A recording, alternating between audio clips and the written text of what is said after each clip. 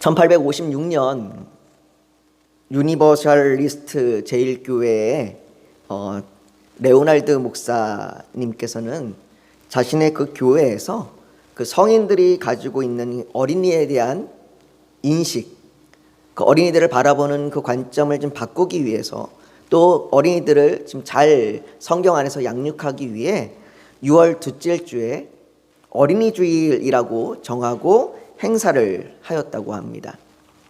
그리고 이것이 좋은 모범이 되어서 다른 교회들에게도 전달되면서 1868년에 미국 감리교가, 그리고 1883년에는 미국의 장로교가 6월 둘째 주를 어린이 주일로 정하기로 하였습니다.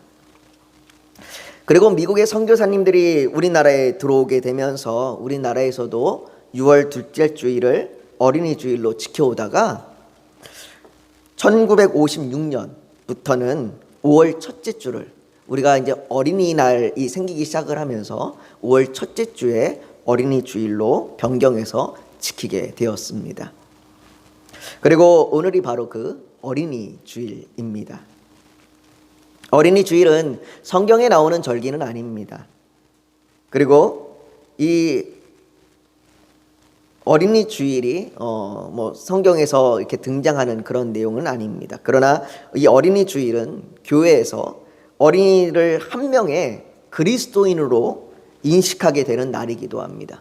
우리가 어린이들을 볼 때에는 그냥 누구의 자녀, 그냥 한 명의 개개인으로 볼 때가 있는데, 우리의 이 기독교적인 관점으로 봤을 때에 어린이 한 명 한 명은 그 어린이 한 명 한 명 역시 귀중한 성도이고 그리스도인입니다.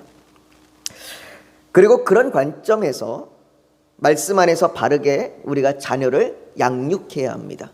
우리가 자녀들을 잘 양육해야 되는 이유는 자녀들이 잘 성공하기 위해서가 아니라 그 자녀가 한 명의 그리스도인으로서 온전히 자라기를 바라기 때문입니다. 그러나 오늘 많은 교회가 어린이 주일을 무거운 마음으로 맞이하고 있습니다. 과거 90년대 초까지만 해도 한국 교회에는 많은 어린이가 있었습니다.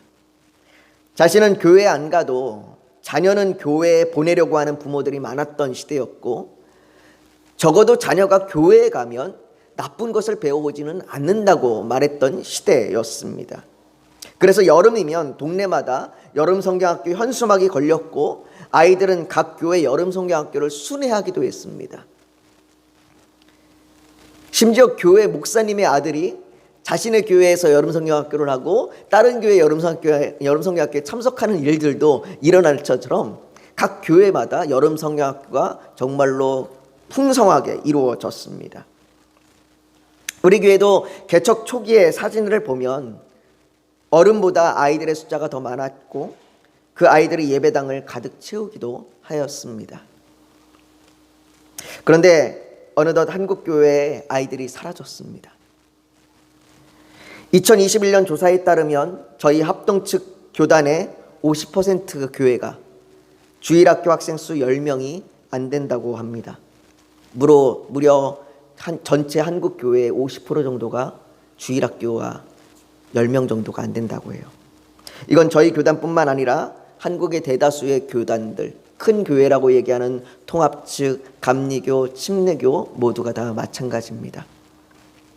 그리고 이런 추세가 지속된다면 2030년에는 주일학교 90%가 사라질 것으로 전망하고 있습니다.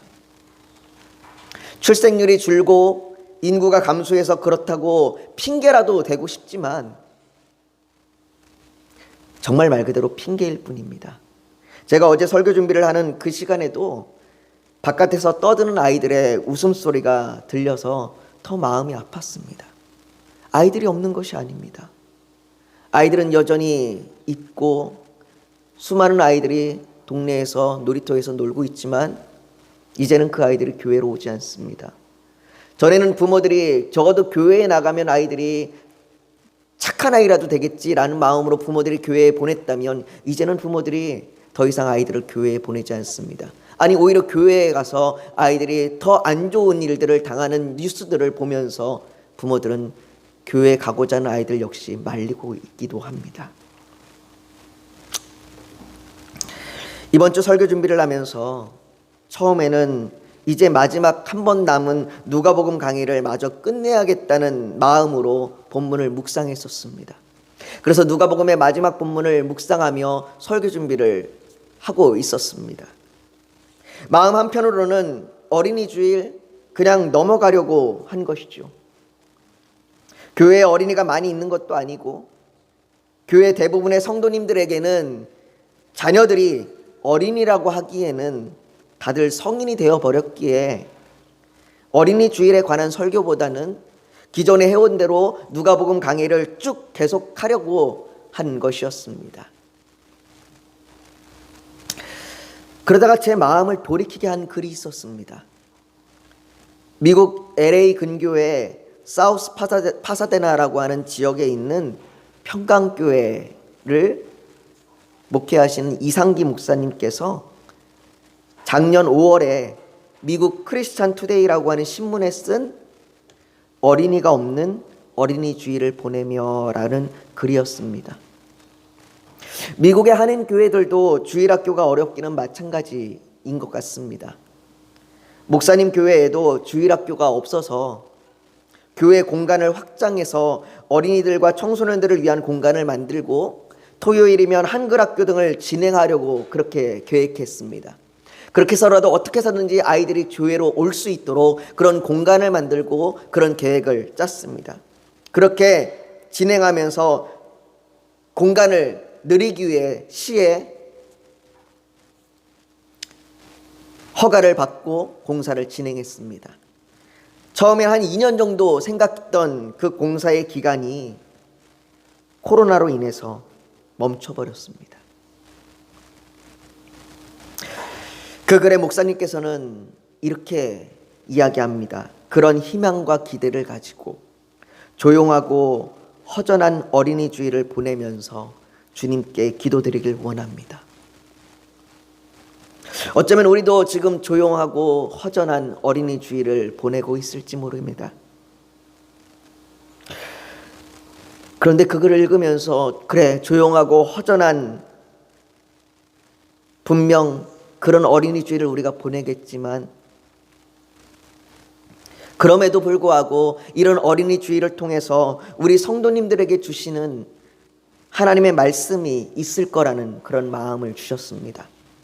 그리고 새롭게 다시 본문을 묵상하면서 오늘 우리가 읽은 본문의 말씀을 준비하고 묵상하고 오늘 전하게 된 겁니다. 오늘 우리가 읽은 성경 본문에는 어린이를 바라보는 제자들의 태도와 예수님의 태도의 차이를 보여줍니다. 먼저 한번 13절 말씀을 한번 보십시오. 13절 말씀이 이렇게 얘기합니다. 사람들이 예수께서 만져주심을 바라고 어린아이들을 데리고 오매 제자들이 꾸짖거늘. 많은 사람들이 예수님께 말씀을 배우려고 모여들었습니다. 그 중에는 성인들도 있었지만 부모와 함께 나온 아이들도 있었습니다. 아이가 너무 어려서 홀로 둘 수 없어서 부모가 데려온 아이도 있었을 것이고 자녀도 예수님의 말씀을 들었으면 좋겠다라고 해서 데리고 온 아이들도 있었을 겁니다. 어쩌면 스스로 예수님의 말씀을 듣기 위하여 온 아이도 있었겠지요. 마치 지금의 교회에 오는 어린아이들과 같습니다. 지금의 교회에 오는 어린아이들도 많은 어린아이들이 부모와 함께 교회에 오기도 하고 자신이 스스로 원해서 교회에 오기도 하고 어쩔 때는 억지로 끌려서 교회에 오기도 합니다. 저도 어린 시절에는 부모와 함께 교회에 가야 했고 그리고 스스로 교회에 가기 전까지는 부모에게 혼나기 싫어서 억지로 교회에 간 적도 있었습니다. 사실 아이들에게는 선택권이 별로 없습니다. 가끔 하진이가 집에 있는 엄마와 함께 하고 싶어서 교회에 안 나온 적이 있습니다. 그러나 그건 역시 엄마가 집에 있었기 때문에 가능한 것이고 이제 엄마도 교회에 나오기 시작하면 부모가 다 교회에 함께 나오기 시작하면 하진이는 따라 나올 수밖에 없습니다. 아이들에게는 스스로 자기가 뭔가를 결정하기 전까지, 그 나이가 되기 전까지는 선택권이 없이 부모와 함께 교회에 와야 합니다. 그러나 부모의 마음에는 어린 자녀가 그렇게라도 나와 함께 억지로라도 교회에 와서 매주 예배를 드리며 하나님을 알기를 바라는 그런 마음, 그리고 하나님의 축복을 받기를 바라는 마음, 그 마음을 가지고 자녀들과 함께 예배에 참석합니다. 자신이 스스로 선택할 수 있는 나이가 되었을 때, 아이가 적어도 자신이 스스로 내가 하나님을 믿겠습니다, 믿지 않겠습니다 스스로 선택할 수 있는 나이가 되었을 때에 그 아이가 나는 하나님을 믿는 아이입니다 라는 그런 고백을 하는 아이가 되기를 바라는 마음으로 부모들은 자녀를 데리고 나옵니다. 지금 예수님께 나아오려는 부모들도 마찬가지였을 겁니다. 부모들은 그런 마음으로 함께 온 그 자녀를 예수님께 데리고 나가 축복받기를 원했습니다. 이스라엘에는 이 축복을 내려주는 일들이 성경에 종종 등장합니다. 구약 성경에도 부모가 자녀를 축복합니다. 아브라함이 이삭을 축복했고, 이삭이 야곱을 축복했고, 야곱이 그 12자녀들을 축복했습니다. 또 많은 자녀들이 선지자로부터 축복을 받기도 하고, 또 하나님의 그 축복을 받는 일들이 성경에 종종 등장합니다. 부모들은 예수님의 축복을 받기 위해 데려왔습니다. 어쩌면 그들은 자기의 자녀들이 모든 질병을 고치시는 예수님께서 자신의 자녀가 건강하게 자랄 수 있도록 그렇게 축복해 주시기를 구했을지도 모릅니다. 자녀들이 하나님 나라에 들어가기를 구하는 마음이었을 것이었고, 또 자녀들이 영생을 얻도록 축복해 달라고 구하기도 했을 겁니다. 부모들은 이 자녀의 미래를 걱정하며 축복을 바라고 있는 거죠. 사실 저는 자녀가 없어서 이 부모의 마음을 다 알 수 없습니다. 그러나 이따금 안 좋은 뉴스를 보게 되면 하진이가 걱정이 되기도 합니다. 부모가 아닌 저도 이러는데 부모의 마음은 어떻겠습니까? 아마 여러분들도 다 그런 마음으로 자녀를 키우면서 아마 지금까지 오셨을 겁니다. 자녀가 미래가 좀 잘 되기를, 자녀가 어떻게 해서든지 좀 잘 되기를, 내 살을 찢어서라도 자녀가 잘 되기를 바라는 마음이셨을 겁니다. 그렇게 자녀들을 축복해 주기를 바라는 마음으로 부모가 자녀들을 데리고 나왔습니다. 성경에 나온 부모들도 자녀들의 미래를 위해 축복을 바라며 예수님께 나왔습니다. 그런데 그들은 예수님께 갈 수 없었습니다. 13절 끝에 제자들이 꾸짖거늘이라고 말하는 것과 같이 제자들이 가로막았습니다. 성경은 제자들이 이들을 가로막는 이유에 대하여 말하지 않습니다. 왜 제자들이 가로막았는지는 정확하게 우리가 알 수 없습니다. 그러나 이들이 가로막은 데에는 자신들의 행동이 옳다고 여겼습니다. 왜냐하면 성경에 꾸짖거늘이라고 하는 표현된 이 헬라어 단어 에피티마오라고 하는 이 단어가 책망하다, 질책하다라고 하는 의미를 갖고 있기 때문입니다. 이건 매우 강한 표현입니다. 매우 강하게 질책하는 거고 매우 강하게 책망하는 겁니다. 잘못됐다고 얘기하는 겁니다. 옳지 않다고 얘기하는 거예요. 제자들은 그 부모에게 지금 당신들의 행동이 옳지 않습니다, 당신들의 행동이 지금 잘못됐습니다라고 강하게 꾸짖었습니다.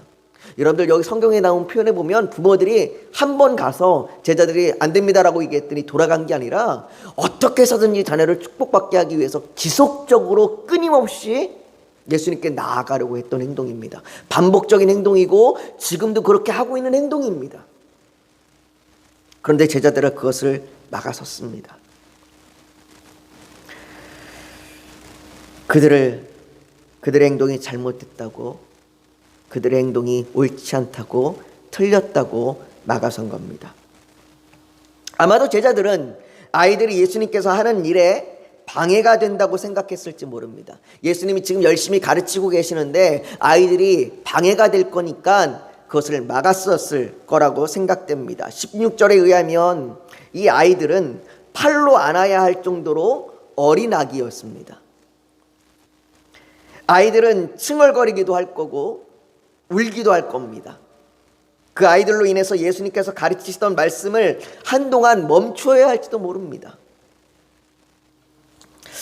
우리는 예배 시간에 어린아이부터 장년까지 함께 예배를 드립니다.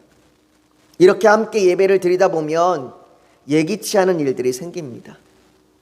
예배 중간에 아이가 화장실을 가기도 하고 기도하러 가는 부모를 아이가 따라가기도 합니다.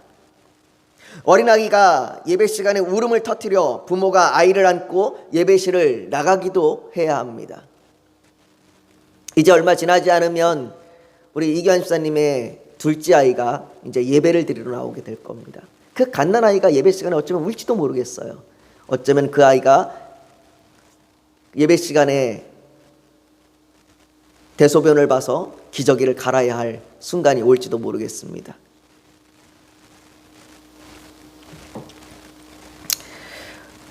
어린아이가 예배 시간에 그렇게 울기도 하고 떼를 쓰기도 하고 예배 시간에 어쩌면 큰 소리를 낼지도 모르겠습니다. 그래서 아이들을 데려온 부모들은 예배 시간에 어떻게 해서든지 아이들을 조용히 시키려고 합니다. 다양한 방법들을 사용하죠. 아이를 혼내기도 하고 아이에게 회유책을 쓰기도 합니다. 아니면 아이가 좋아하는 것을 주어서 아이가 그것을 갖게 하기도 하고 아니면 아이가 영상을 시청하기도 합니다. 지금 우리 예배 가운데도 하진이가 예배 시간에 조용한 이유는 하진이가 열심히 뭘 보고 있기 때문이기도 합니다.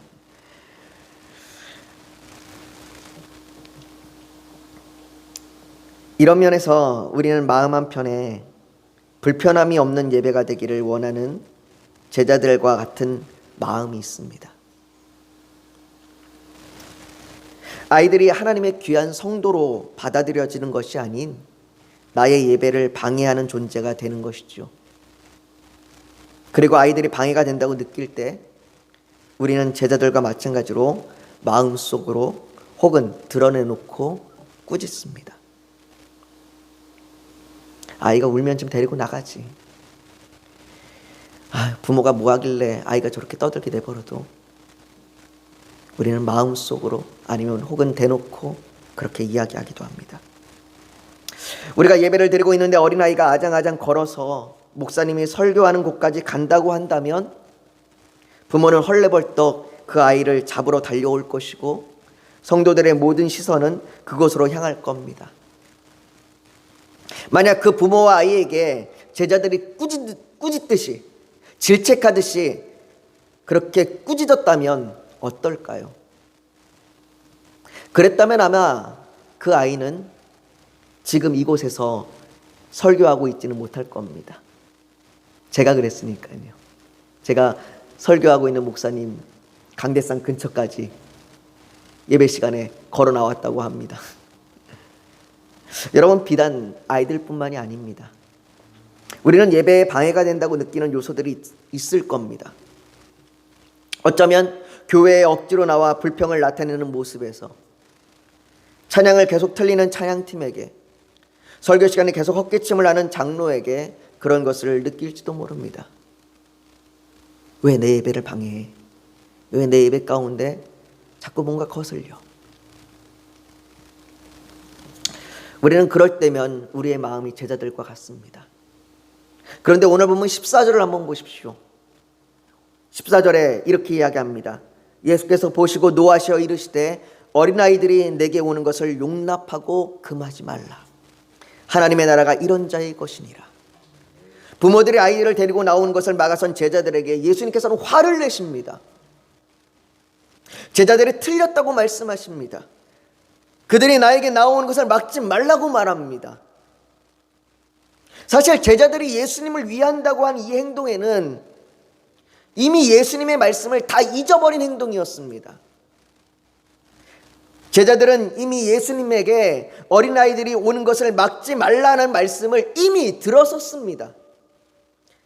바로 앞장인 마가복음 9장 37절에 누구든지 내 이름으로 이런 어린아이 하나를 영접하면 곧 나를 영접함이요 누구든지 나를 영접하면 나를 영접함이 아니요 나를 보내신 이를 영접함이라 라고 예수님께서 이미 말씀하셨습니다. 예수님은 이미 제자들을 향하여 어린아이가 내게 들어오는 것을 내게 오는 것을 너희에게 오는 것을 영접하라 받아들이라 라고 이야기를 이미 들었습니다. 그런데 제자들은 그걸 다 잊어버리고 어린아이들을 영접하기보다는 교회 문을 막아서고 있는 겁니다. 안 됩니다. 못 들어옵니다. 들어오지 마십시오. 어린아이들은 교육관으로 보내십시오. 어린아이들은 유아실로 보내십시오. 혹 우리가 예수님께 나오는 누군가를 막아서고 있다면 그것이 어린아이든지 술에 취해 예수님을 찾아온 사람이든지 장애가 있든지 가난하든지 그 누구라 할지라도 우리가 막아서고 있다면 우리는 틀린 겁니다. 예수님께서는 제자들에게 어린아이가 오는 것을 막지 말라고 화를 내신 후에 15절에 이렇게 이야기합니다. 우리 한번 15절 말씀을 같이 한번 읽어볼까요? 한 목소리로 오늘 15절을 같이 읽습니다. 시작. 내가 진실로 너희에게 이르노니 누구든지 하나님의 나라를 어린아이와 같이 받들지 않는 자는 결단코 그것에 들어가지 못하리라 하시고. 아멘. 사랑하는 성도 여러분, 예수님께서는 결단코라고 말합니다. 결단코, 절대로 우리가 하나님 나라를 어린아이와 같이 받들지 않으면 우리는 하나님 나라와 아무런 상관이 없는 사람입니다. 우리는 어린아이들을 볼 때 그 아이에게서 배워야 합니다. 그렇다면 하나님 나라를 어린아이와 같이 받아들이는 것, 여기서 받들다라는 얘기는 받아들인다는 겁니다. 하나님 나라를 어린아이와 같이 받아들인다는 것이 도대체 뭘까요? 어린아이들은 도대체 하나님의 나라를 어떻게 받아들이기에 그들 것처럼 받아들이지 않으면 우리가 하나님 나라에 못 들어간다고 얘기할까요? 우리는 보통 어린아이들을 생각할 때에 어린아이들은 순수하다라고 생각합니다. 그래서 깨끗함, 거룩함, 신뢰 이런 이미지로 생각합니다. 그래서 어린아이들과 같이 받아들인다라고 얘기하면 우리가 순수한 마음으로 받아들이는 것, 이걸 먼저 생각하게 되기도 합니다. 그런데 예수님께서 말씀하시는 의미는 그것과는 거리가 있는 것 같습니다. 지난번에 이규환 집사님의 둘째 아이인 하이가 밤새 아팠던 적이 있었습니다. 이규환 집사님이 그 일에 관해서 이야기하면서 아이가 아프니까 못된 모습이 나온다고 말합니다. 그렇게 이뻐 보이는 아이가, 그렇게 천사 같은 아이가 아프기 시작하니까 정말로 못된 아이같이, 정말로 그렇게 못될 수 없습니다. 사실 아이들은 좋은 것보다 나쁜 것을 더 빨리 배웁니다. 거짓말을 누가 가르쳐 준 적이 없는데 아이들은 스스로 거짓말을 하기 시작합니다. 자신들이 혼나지 않기 위해 부모를 속이는 것도 하기 시작합니다. 다윗은 시편에 말하기를 내가 죄악 중에서 출생하였으며 어머니가 죄 중에서 나를 잉태하였다라고 말합니다. 그리고 바울은 의인은 없나니 하나도 없으며 라고 말합니다. 우리는 아이들을 볼 때에 아이들이 순수하고 깨끗할 거라고 이야기하지만 성경에서 바라보는 아이들 역시 죄인입니다. 죄의 싹은 사망이라 그랬습니다. 아이들 역시 죽음을 직면하고 있습니다. 왜냐하면 아이들 역시 죄인이기 때문입니다. 그래서 성경은 어린아이들을 말할 때에 순수함을 말하기보다 무력함을 말합니다. 어린아이들은 부모에게 의존적입니다. 그들은 부모를 떠나서 홀로 있을 수 없습니다. 스스로 존재할 수 있다고 생각하는 동시에 그들이 부모를 떠나려고 할 겁니다.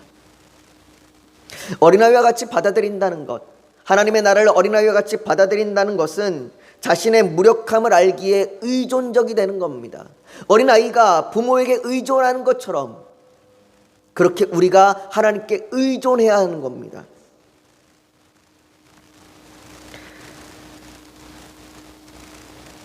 여러분, 예수님께서 가난한 자, 병든 자들, 귀신 들린 자들을 찾아가 그들을 만났을 때 그들이 구원받을 수 있는 이유는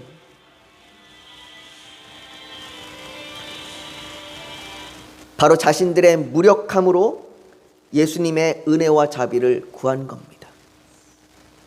나는 나 혼자 있을 수 없습니다. 나 혼자 힘으로 해결할 수 없습니다. 나 혼자 힘으로는 도저히 불가능합니다. 그러니 주님께 의존하겠습니다. 이런 마음으로 가난한 자, 병든 자들이 주님께 찾아왔습니다. 예수님께서는 누가복음 5장 32절에도 말씀하시기를 내가 의인을 부르러 온 것이 아니요 죄인을 불러 회개시키러 왔노라 라고 말씀하십니다. 오늘 본문 뒤에 한 사람이 나옵니다. 오늘 본문 뒤에는 17절부터 한 사람이 등장하는데 이 사람은 오늘 우리가 살펴본 본문의 어린아이와 비교가 되는 사람입니다. 이 사람은 어려서부터 하나님의 계명을 다 지킨 사람입니다. 이 사람은 한 번도 예배에 빠진 적이 없습니다. 모든 봉사에 적극적으로 참여해서 다른 성도들에게 모범이 되기도 합니다. 남들로부터 인정받은 사람이고 사회적 지위도 있는 사람입니다. 어느 모임에 가서도 사람들로부터 주목을 받는 사람입니다. 그리고 하나님으로부터 축복을 받아서인지 사업도 잘 되어서 부자입니다. 그런데 예수님께서 이 사람에게 말하기를 이렇게 이야기합니다. 내게 아직도 한 가지 부족한 것이 있으니 가서 내게 있는 것을 다 팔아 가난한 자들에게 주라. 그리하면 하늘에서 보화가 내게 있으리라. 그리고 와서 나를 따르라 라고 그렇게 말씀하십니다. 그리고 성경은 이어서 그 사람은 재물이 많은 고로 이 말씀으로 인하여 슬픈 기색을 띠고 근심하며 가니라. 예수께서 둘러보시고 제자들에게 이르시되 재물이 있는 자는 하나님의 나라에 들어가기가 심히 어렵도다 라고 말씀하십니다. 재물뿐이 아닙니다. 권세, 능력, 힘, 의지, 수고, 노력, 가능성, 이 모든 것을 가지고 하나님의 나라에 들어갈 수 없습니다.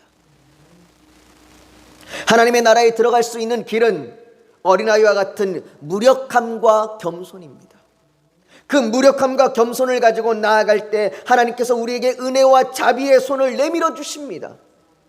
우리가 어린아이들을 볼 때 어린아이가 부모에게 엄마나 도와주세요 라고 이야기하는 그 모습을 볼 때 아, 저 모습이 내가 하나님을 향하여 나아가는 모습이어야 되는구나 라고 하는 것을 우리는 배워야 합니다. 사랑하는 성도 여러분, 어린아이가 팔을 들고 부모에게 나를 안아주세요, 엄마 제발 나를 안아주세요 라고 말하는 그 아이의 모습에서 우리의 모습이 보이길 원합니다. 하나님을 향하여 팔을 들어 우리를 안아달라고 구해야 합니다. 하나님, 나는 홀로 있을 수 없습니다. 하나님, 나는 홀로 내 가진 모든 것으로 하나님의 나라에 들어갈 수 없습니다. 하나님, 나는 무력합니다. 하나님, 나를 안아주십시오. 하나님의 나라는 그런 사람에게 주어지는 겁니다. 어린이 주일에 우리는 하나님 앞에 모두 어린아이와 같이 되어야 합니다. 그때에 16절에 우리에게 말할 겁니다. 16절에 이렇게 얘기합니다. 그 어린아이들을 안고 그들 위에 안수하시고 축복하시니라. 오늘 하나님의 축복이 우리에게 임하기를 원합니다. 예수님이 이 아이를 안고 축복하셨던 것처럼 그 축복이 우리에게 임하기를 원합니다. 절망과 고통에 있어서 병들어 있는 마음의 상처와 아픔에 있는 내 능력으로는 지금 이 환경에서 이겨나갈 수 없는, 그래서 아무런 힘이 없다고 말하는 그런 무력함에 있는 어린아이와 같은 사람들이 예수님께 나올 때 그들의 모습이 어떠하든지 그들이 어떤 시간에 나오든지 그들을 막아서지 마십시오. 그리고 우리가 그런 모습이라고 할지라도, 그런 무력함에 있다 할지라도 하나님께 팔을 들어 안아달라, 나를 안아주세요 라고 말씀하시면서 나아가십시오. 하나님께서 우리를 안으시고 축복해 주시며 나의 사랑하는 자녀라고, 너에게 하나님의 나라가 허락되었다고 그렇게 말씀해 주실 것입니다. 하나님의 은혜와 자비로 우리 한 사람 한 사람을 축복해 주실 줄 믿습니다. 우리 시간 오늘 이 말씀을 좀 기억하며 우리 오늘 좀 기도하며 나아가길 원합니다. 우리는 오늘 어린이 주일을 맞이했지만 교회에 아는 어린아이가 있는 건 아닙니다. 그러나 그 어린아이를 바라볼 때 우리는 그 어린아이를 한 명의 그리스도인으로 바라봐야 합니다. 왜냐하면 그 어린아이가 가지고 있는 것이 하나님 앞에 나아갈 수 있는 가장 귀한 무력감과 겸손이고 그것이 우리에게 교훈이 될 것이기 때문입니다. 여러분, 혹시 여러분의 예배 중에 여러분의 예배가 방해받는다고 느낄 때가 있습니까? 그래서 혹시 누군가를 마음속으로 막아서고 있는 건 아닙니까? 그렇다면 그 모습을 주님 앞에 용서를 구하시고, 혹시 여러분들이 정말로 주님 앞에 간절히 나아가는 그런 소망이 있다면 이 시간 주님 앞에 팔을 들어 안아달라고, 나는 무기력하오니, 나는 무력하오니 내가 겸손으로 나아가오니 나를 안아달라고, 그리고 나를 축복해달라고 그렇게 기도하며 나아가길 소망합니다. 여러분 잠시 고개 숙여 더 묵상하기를 원합니다. 여러분, 어린이 주일을 맞이한 오늘 우리의 마음 가운데는 어린아이가 많지 않아서 답답함도 있고 마음 아픔도 있습니다. 그러나 한 명의 어린아이가 주님의 귀한 그리스도인인 것처럼 우리가 그 어린아이를 통해서 오늘 배우길 원합니다. 그 어린아이의 그 무력함과 그 어린아이의 그 도움을 구하는 모습 속에서 우리가 배우길 원합니다. 우리도 그렇게 하나님 앞에 도움을 구하고 우리의 무력함을 올려드리길 원합니다. 하나님, 나를 안아주시옵소서. 하나님, 나를 하나님 나라로 받아주시옵소서. 내가 무력함으로 손을 듭니다. 하나님, 나를 품어주시고 안아주시고 축복해 주시옵소서. 예수님이 어린아이를 축복해 주셨던 것처럼 나를 축복해 주시옵시고, 하나님의 우리의 자녀를 축복해 주시옵소서. 하나님, 예배 가운데 나오는 가난한 자들, 병든 자들, 힘이 없고 마음이 답답하고 아픔 가운데 있는 자들을 축복하여 주시옵소서. 아버지 하나님, 이런 간절함으로 우리가 주님 앞에 나와 이 시간 주님 앞에 손을 들기를 간절히 원하는 그 결단의 모습이 있다면 가슴에 손을 얹어 표현하길 원합니다. 또 예배 가운데 간절한 기도의 정 소원이 있어서 주님, 내 기도에 응답하여 주시옵소서, 그렇게 바라는 간절함이 있다면 손을 포개어 얹기를 원합니다. 육신이 연약함이 연약한 곳에 손을 얹으십시오. 주님이 우리를 만져주시고 우리를 치료하여 주실 줄 믿습니다.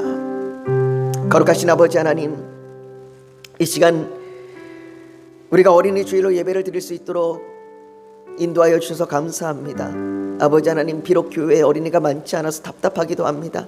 아버지 하나님, 그러나 아버지 하나님, 이곳 가운데 하나님 채워주실 줄 믿습니다. 아버지 하나님, 이곳 가운데 어린아이들이 채워지고 그 어린아이들을 통해서 우리가 하나님의 귀하고 놀라운 그 은혜를 배우기를 원합니다. 아버지 하나님, 우리가 어린아이처럼 나아가길 원합니다. 우리의 가난함, 연약함, 병든 것, 우리의 그 모습을 가지고 주님 앞에 무력함을 가지고 나아가길 원합니다. 우리가 주님 앞에 팔을 들고 나아가길 원합니다. 우리를 안아주시옵소서. 그렇게 간절함으로 나아가기를 소망하며 결단하는, 그래서 가슴에 손을 얹은 주의 사랑하는 성도들 하나님 축복하여 주시옵소서. 또한 이 시간 주님 앞에 나올 때 기도의 제목 소원이 있어서 주님 앞에 간절함으로 구하는 자들이 있습니다. 그래서 가슴에 손을 얹었습니다. 아버지 하나님, 그 기도의 제목 소원 응답하여 주시옵소서. 아버지, 육신이 연약한 곳이 있습니다. 성령님 치료하여 주시고 만져주시옵소서. 회복시켜 주시옵소서. 아버지 하나님의 놀라운 기적을 경험하게 하여 주시옵소서. 그 기적의 경험이 우리에게 흔적이 되게 하여 주시옵소서. 아버지 하나님, 이런 마음으로 주님 앞에 나아가오니 우리를 만져주시옵소서. 주께서 이 시간 그렇게 함께 하시길 간절히 소망하며 예수님의 이름으로 기도하옵나이다. 아멘.